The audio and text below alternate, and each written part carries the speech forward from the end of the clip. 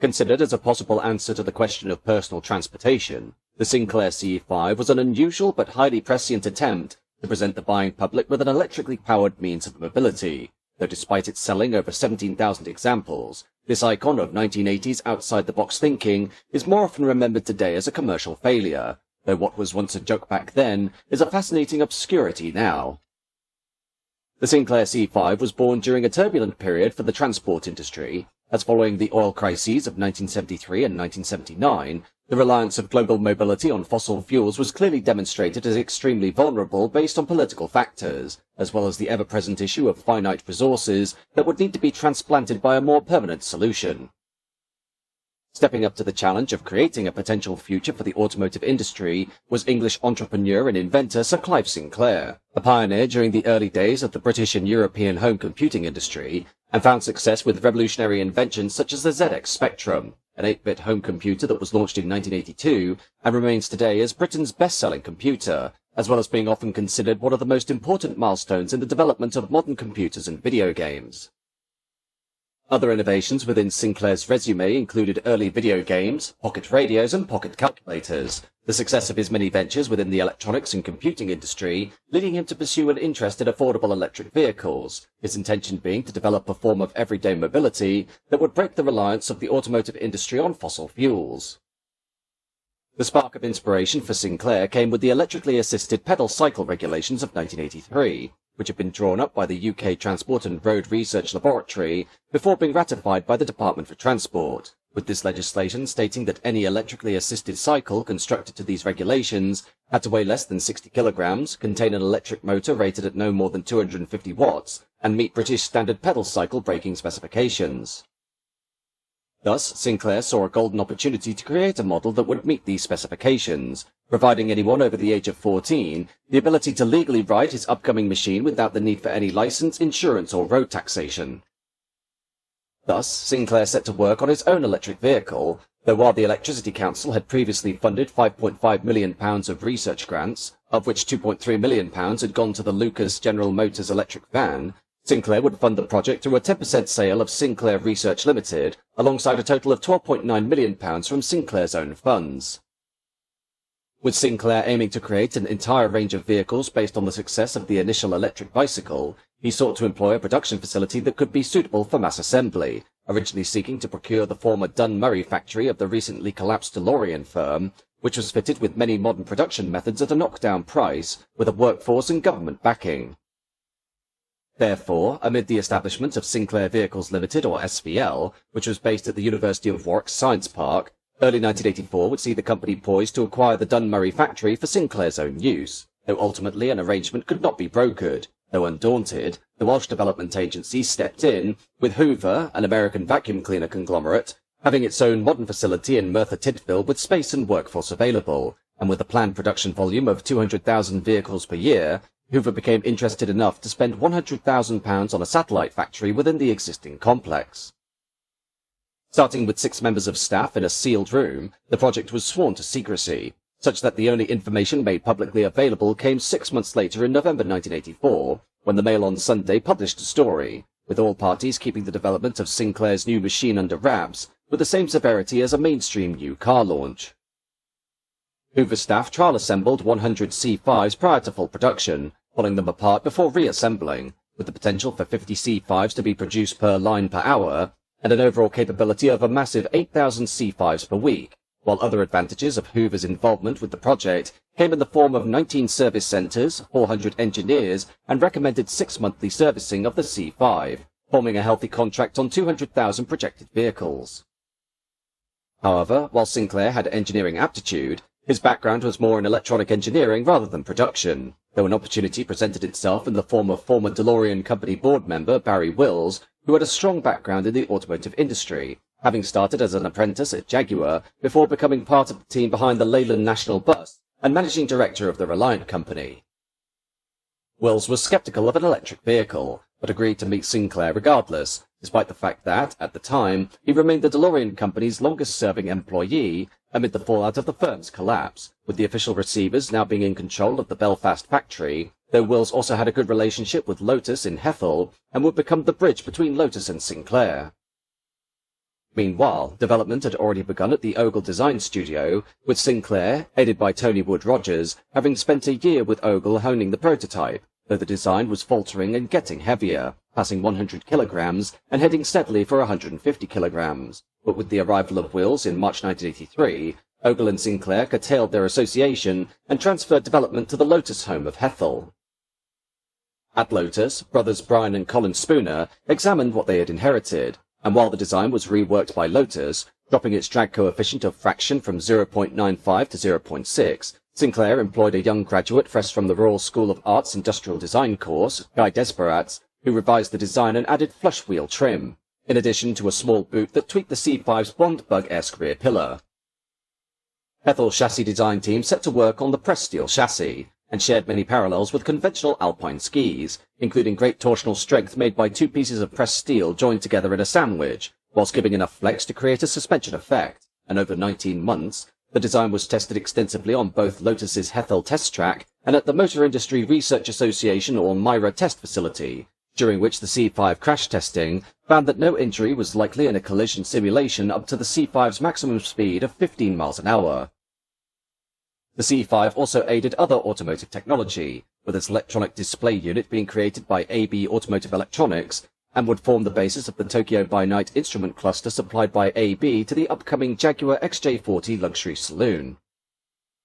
At launch, it was established that the C5 had the world's largest mass-produced injection moulding, a bold claim that was backed up by the UK industry giants, with ICI supplying the white-grey pigmented plastic polypropylene, while Linpack manufactured the two-piece shell, with this practice involving injection moulding the upper part of the shell complete and moulding the lower part complete.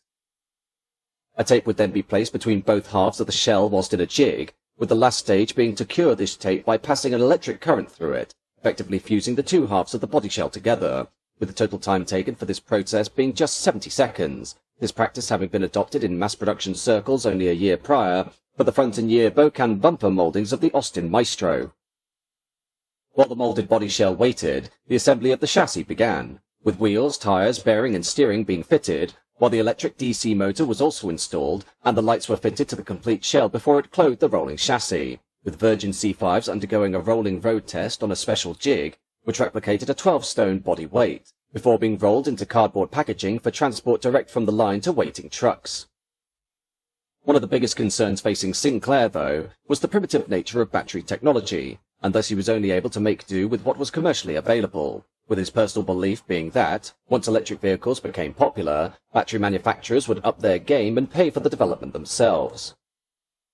Joe Kane became Sinclair's battery man, who had served as an employee of the Chloride Company, and had contacted Sinclair by letter in order to become involved in the project, with Kane being supplied his own lab in Bolton, complete with £10,000 of testing equipment, while in conjunction with Oldham Batteries, he developed a battery which withstood Sinclair's remit of 300 charge-discharge cycles, and in 4 hours a C5 could be 80% charged and 100% charged in 8 hours. Because the C5 weighed 30 kilograms, and the battery, comprising a 12-volt 36-amp unit, weighed 15 kilograms, it meant a spare could be carried, and still not exceed the 60-kilogram maximum of the new regulations, while Wood Rogers had found his first suitable electric motor that had been originally envisaged for a truck cooling fan, though this Bosch item was replaced by an Italian unit, though much to the chagrin of the publicity department, the Italian firm also manufactured washing machine motors. It was hoped that a 20-mile range was possible from a single charge, boosted by using the push and coast system of driving, the process being to accelerate, ease off the electric throttle, coast, and then accelerate again. Sinclair Vehicles launched the C5 on Thursday, January 10, 1985 at Alexandra Palace in London, the home of the first TV transmission in November 1936 by the BBC, and the following day, the C5 made the front page of most national newspapers, followed by the invitation for the public to try the C5 over that weekend, with over 100 electricity board showrooms having a C5 on display to tantalise customers. Sinclair and Wills were upbeat during the press conference, in which 6 C5s burst out of packaging on stage and circled the arena, and it was anticipated that over 100,000 vehicles could be produced in 1985, creating 200 jobs, while as of 10:30 a.m. on the day of the press conference, it was confirmed that precisely 2,507 C5s had been constructed so far.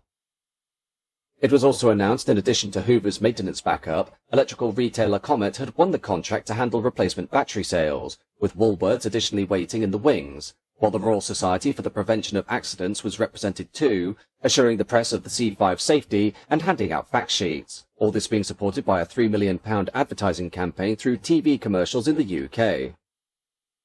However, despite claimed orders approaching 1,000 units for the first week and 5,000 sales for the first month after launch, the reality was that after this initial buzz, sales fell rapidly away, and by the time the C5 arrived in retail stores at the beginning of March 1985, demand for the machine was practically non-existent. Only 100 C5s were being produced every week against a forecast assembly output of 1,000, this being compounded by various quality issues that brought a temporary halt to construction, the result being over 3,000 unsold C5s being piled up in storage at the Merthyr Tydfil plant, with additional unsold stock in 500 retail outlets nationwide. Initially, Sinclair was of the conviction that the C5's failure to sell was simply due to the fact that it had been launched in January, and that with the arrival of spring and summer, the EV would find greater success among the buying public, though this did not occur, while due to the ever-present issue of safety and visibility to other drivers, motoring authorities overseas barred the sale of C5s internationally. Ultimately, by mid-1985, it was clear that the Sinclair C5 had been a huge misstep, and thus with no hope of seeing the EV regain any form of public interest, production was officially brought to a close after 14,000 units, while the main retailer of the C5, Comet Electricals Limited, slashed the price of its unsold units from £399 or £1,100 in 2025 to £139.99 or £411 in 2025, so as to offload the final examples. The official receivers were ultimately called in on October 12, 1985, with total debts at the point of liquidation being £6.4 million, with Hoover's debt alone standing at £1.5 million,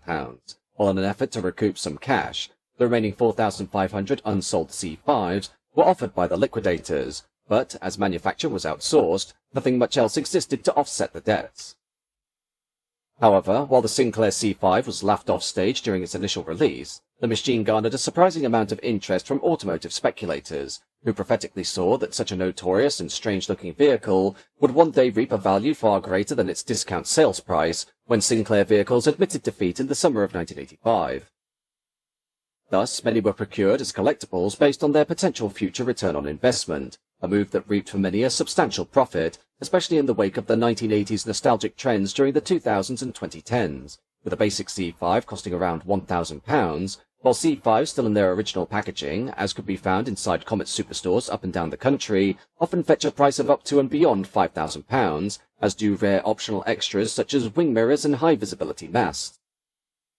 In the end, the Sinclair C5 is an interesting cautionary tale as to why market research is the linchpin of a potentially successful product, as while this doesn't always guarantee a commercial breakthrough, it at the very least provides a greater illustration of potential demand for a project than the sole convictions of one man based on simple observations and intuition. This was therefore the crux of the C5's failure, as with Sinclair being of the opinion that there was a thriving EV market just waiting to be tapped, he put into production a model that had not been tailored through customer clinics and safety assessments, but rather what he believed would appeal most of all to consumers, creating one of the most infamous automotive punchlines in history. However, the C5, as a staple of offbeat and often quirky 1980s thinking and style, has found a new audience in the 2000s and 2010s as perhaps one of the most iconic products of this decade, a time when entrepreneurship and a willingness to push through ideas to fruition, even when based on shaky foundations or intuition, was the order of the day, and is now able to garner a value that the scathing automotive journalists of yesteryear could never have imagined.